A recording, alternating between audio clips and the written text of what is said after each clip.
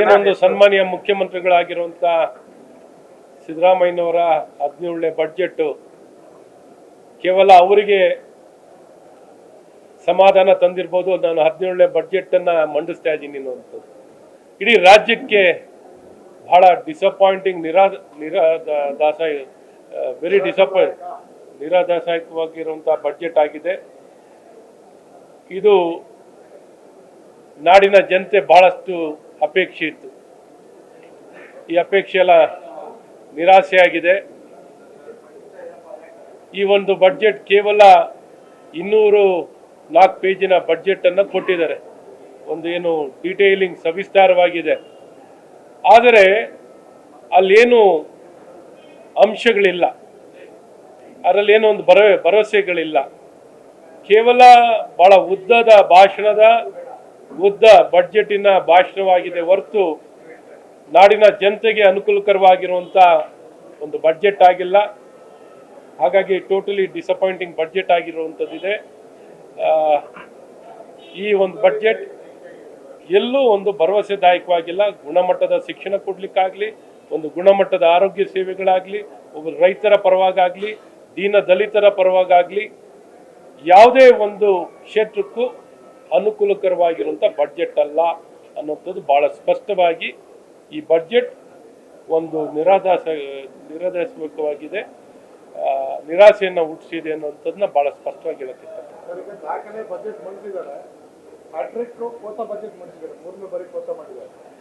ಖಂಡಿತ 3 ವರ್ಷ ನಿರಂತರ ಆರ್ಥಿಕ ತಜ್ಞರು, ದಾಖಲೆ ಶೂರರು ಸಿದ್ದರಾಮಯ್ಯನವರಿಂದ 3ನೇ ಹ್ಯಾಟ್ರಿಕ್ ದಾಖಲೆಯ ಬಜೆಟ್ ಮಾಡಿದ್ದಾರೆ. ಖಂಡಿತ ಈ ರೆವಿನ್ಯೂ ಡೆಫಿಸಿಟ್ ಒಬ್ಬರು ಆರ್ಥಿಕ ಸಚಿವರಾಗಿ ಬಹಳಷ್ಟು ಅನುಭವಿಗಳಾಗಿರುವಂಥವರು ರೆವಿನ್ಯೂ ಡೆಫಿಸಿಟ್ ಬಡ್ಜೆಟ್ ಅನ್ನು ಮಂಡಿಸ್ತಿರೋದು ನಿಜಕ್ಕೂ ನಿರಾದಾಸಕವಾಗಿದೆ. Very disappointing. ರೆವಿನ್ಯೂ ಡೆಫಿಸಿಟ್ ಇರುವಂಥದ್ದಿದೆ ಮತ್ತು ಸಾಲ ಒಂದು ರೆಕಾರ್ಡ್ ಏನಂದ್ರೆ ಬರೀ 4 ಈ ಕಾಂಗ್ರೆಸ್ ಸರ್ಕಾರ ಅಧಿಕಾರಕ್ಕೆ ಬಂದ ದಿನದಿಂದಲೂ ಅವಧಿಯಿಂದಲೂ 4,40,000 ಕೋಟಿಯಷ್ಟು ಸಾಲವನ್ನ ತಗೊಂಡಿರುವಂಥದ್ದಿದೆ. ಒಟ್ಟು ಇವರು ಬರೀ ಕೇವಲ 3 ವರ್ಷ ಅಧಿಕಾರದಲ್ಲಿದ್ದೇ ಹೆಚ್ಚು ಸಾಲ ಈ ರಾಜ್ಯದಲ್ಲಿ 55%ಗಿಂತ ಹೆಚ್ಚು ಈ ರಾಜ್ಯದ ಮೇಲೆ ಸಾಲದ ಹೊರೆಯನ್ನು ಹೆಚ್ಚಿಸಿರುವಂಥದ್ದು ಈ ಕಾಂಗ್ರೆಸ್ ಸರ್ಕಾರವಾಗಿದೆ. ಹಾಗಾಗಿ ಬರೀ ಸಾಲದ ಬಡ್ಜೆಟ್ ಆಗಿದೆ ಹೊರತು ರೆವಿನ್ಯೂ ಡೆಫಿಸಿಟ್ ಬಡ್ಜೆಟ್ ಆಗಿದೆ.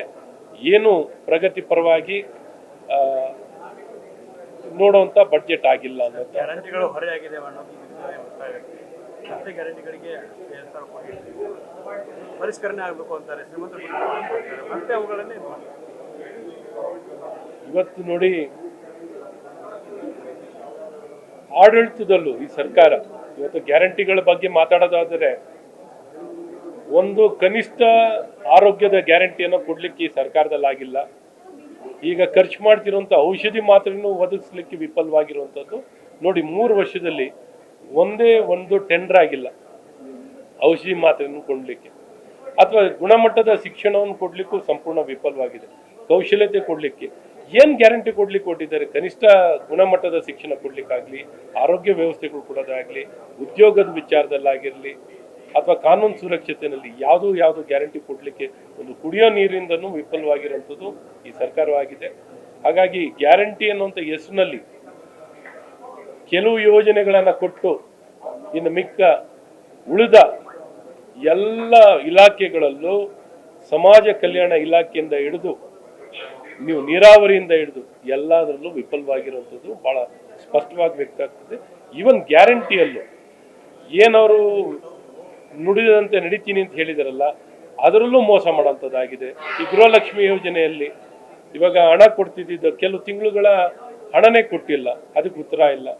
ಸೊ ಈ ರೀತಿ ಎಲ್ಲ ಒಂದು ಕಡೆ ಕಡಿವಾಣ ಮಾಡೋಂಥದ್ದು, ಮೋಸ ಮಾಡೋಂಥದ್ದು, ಜನಕ್ಕೆ ಕೊಡ್ತೀನಿ ಅಂತ ಎಲ್ಲರಿಗೂ ಕೊಡ್ತೀನಿ ಅಂತ ಹೇಳಿ ಆ ಮಾತನ್ನ ಕೊಟ್ಟಿದಂತೆ ನುಡಿದಂತೆ ನಡೆಯೋದಲ್ಲೂ ವಿಫಲವಾಗಿರದೆ ಮಾತಿಗೆ ತಪ್ಪಿರುವಂತವರು ಈ ಕಾಂಗ್ರೆಸ್ ಸರ್ಕಾರ. ಮೊಬೈಲ್ ಬ್ಯಾನ್ ತಲಾ ಒಂದು 50-100 ಕೋಟಿ ರೂಪಾಯಿ ಯೋಜನೆ ಕೊಟ್ಟಿದ್ದಾರೆ. ಈ ಬಾರಿ ವಿಶೇಷ ಅದನ್ನ ವಿಪಕ್ಷಗಳಿಗೆ ಯಾರಿಗೂ ಸಹ ಈ ಬಾರಿ ನೋಡಿ, ಈ ಮುಂಚೆನೂ ಮಾತನ್ನು ಕೊಟ್ಟು ಭರವಸೆನ ಕೊಟ್ಟು ಅನುದಾನ ಕೊಡ್ತೀನಿ ಅಂತ ಹೇಳಿದ್ನೇ ಇನ್ನ ಕೊಟ್ಟಿಲ್ಲ. ಅದಕ್ಕೆ ಟೆಂಡರ್ ಆಗಿಲ್ಲ, ಅದಕ್ಕೆ ಬೇಕಾಗಿರುವಂತ ಬಡ್ಜೆಟ್ ಅನ್ನು ನಿಗದಿ ಮಾಡಿರುವಂಥದ್ದು ಇಲ್ಲ. ಇದುವರೆಗೂ ಅದೇ ಗಲಾಟೆಗಳು. ಅದು ಗ್ರಾಮೀಣಾಭಿವೃದ್ಧಿ ಇಲಾಖೆನಲ್ಲಾಗಿರ್ಲಿ, PWDನಲ್ಲಾಗಲಿ, ಬೇರೆ ಬೇರೆ ಇಲಾಖೆನಲ್ಲಿ ಏನು ಮಾತನ್ನು ಕೊಟ್ಟಿದ್ರೋ ಅದನ್ನು ಉಳಿಸ್ಕೊಳ್ಳುವಂಥದ್ದು ಈ ಸರ್ಕಾರದಿಂದ ಆಗಿಲ್ಲ.